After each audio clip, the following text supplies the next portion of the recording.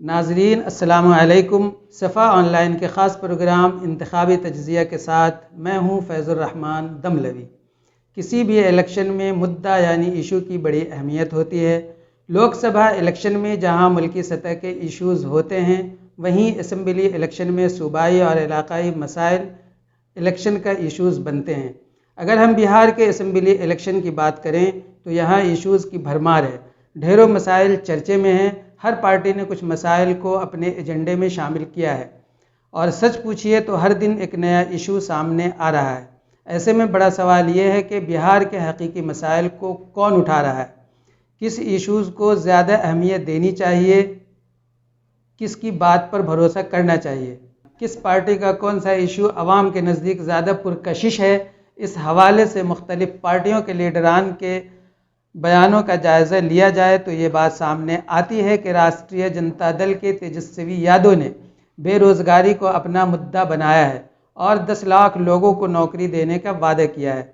तेजस्वी यादव इस मुद्दा को बड़ी मजबूती से उठा रहे हैं। वो अपनी हर इंतखाबी रैली में इस बात को दोहरा रहे हैं।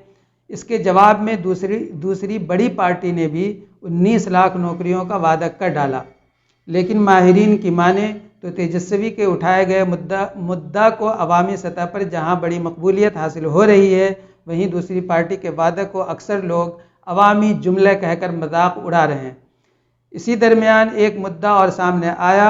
तेजस्वी की रैलियों में शामिल बड़ी तादाद से बुखलाकर एक बड़ी पार्टी ने कोरोना वैक्सीन मुफ्त देने का वादा कर डाला, लेकिन ये वादा उनके गले की हड्डी बन गया। कांग्रेस ने भी 10 लाख नौकरियों का वादा किया है, साथ ही नौकरी मिलने तक 1500 रुपये बेरोजगारी भत्ता देने का वादा भी किया है। अगर बिहार के मौजूदा वज़ीर आला नीतीश कुमार की बात करें तो वो कुछ ज़्यादा ही परेशान नज़र आ रहे हैं। होना तो ये चाहिए कि वो अपनी कामयाबियों को पेश करते और इसके बदले अवाम से वोट मांगते, मगर शायद उन्होंने ऐसा कुछ किया ही नहीं जो पेश करने के काबिल हो। इसीलिए वो लालू के दौरे हुकूमत का हिसाब मांग रहे हैं। कई रैलियों में वो स्टेज पर गुस्सा करते भी नज़र आए हैं। इससे उनकी नफ्सियाती कैफियत का अंदाज़ा लगाया जा सकता है। मुमकिन है आइंदा दिनों और भी मुद्दे सामने आएंगे। मुबस्सिरीन तो यहाँ तक कह रहे हैं कि कुछ पार्टियाँ जीतने के लिए कुछ भी कर सकती हैं। ऐसी सूरत हाल में आवाम को अपनी याददाश्त मजबूत रखना ज़रूरी है। बिहार की आवाम के सामने ये बात ज़रूरी होगी कि कौन उनके हकीकी मसाइल की बात करता है और कौन जुमले से उनको बहलाने की कोशिश कर रहा है। शत्रुघ्न सिन्हा और बिहारी बाबू और कन्हैया कुमार ने जिस तरह एंट्री की है और बेरोज़गारी पर निशाना साधा है, इससे इलेक्शन का रुख मुनासिब सिमत में बढ़ता नज़र आ रहा है।